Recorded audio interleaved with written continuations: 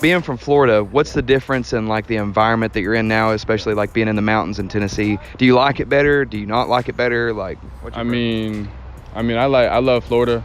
I mean, I would say this is a bit of a decrease from Florida, but I like it here. It's great weather.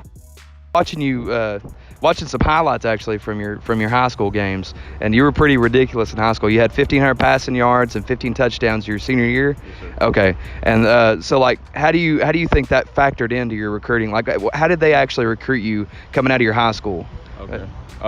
So at first, I was committed to FAU for 2 years, and I decommitted. And then I was looking for a place, and then Coach Pizzo, my quarterbacks coach, he like honestly came out of nowhere. I didn't know about Chattanooga, Tennessee. So it was a great experience for him to come down. He's come see me. We had dinner with my family, and he just really wanted me. And Coach Wright came down as well, and they just showed me great hospitality, and I just loved them, and I just came here. And as I came here, it was a great experience. We worked hard in the summer, and everything's good so far.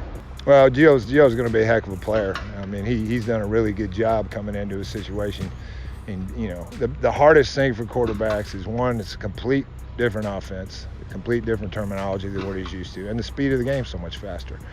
You know, in high school, he's used to being generally the best player on the field, or one of the 4 or 5 best players on the field, and now, you know, you're seeing just about everybody's a really good player. So he's done a good job of grasping the offense.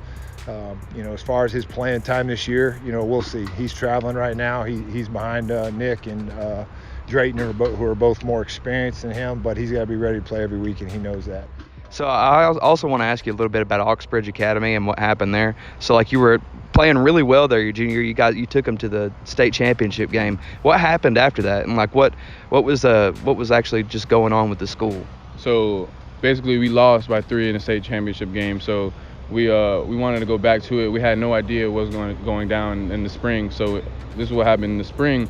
We had about 22, 23 players. So me and a couple guys were like, we were disappointed with the faculty of the school, like saying like, we need more players if we want to really go back to states, because we're not going to be a healthy team if we have 23 players going and trying to win a state title. So that's what we had. We had a big meeting with the faculty one day. I honestly remember that day, and I was really sad that day too.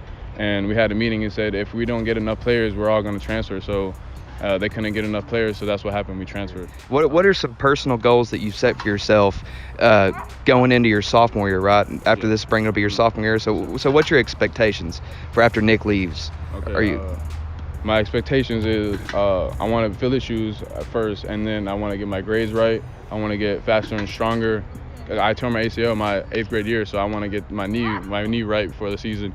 So, and then I want to know everything about my playbook, like the in and outs of it, the blitzes, all that stuff like that Nick knows. And if he's probably still going to be here, I know he's going to go to training camp for the NFL. So I'm probably still going to call him and ask, like, he probably going to know the play still, obviously. So I'm going to ask him questions and stuff like that. So my expectations are still the same here. Same as like as a freshman, I just want to get better as a quarterback. I just wanted to get your thoughts on whether or not you think that he could be the starter next year. Do you think that his progression is going in that way right now, or do you think that he's got a ways more to go?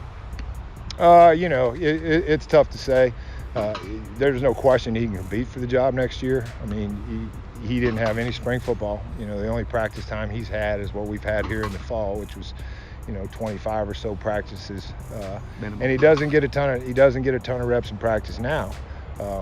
But you know, when the season's over and we get back to spring and we reinstall the offense and he gets a lot more reps because he knows he's going to be challenging for the job. I mean, he's got as good a chance to get it as anybody, because I'm going to play the best guy at that position. It doesn't matter whether he's a senior, whether he's a redshirt freshman. So.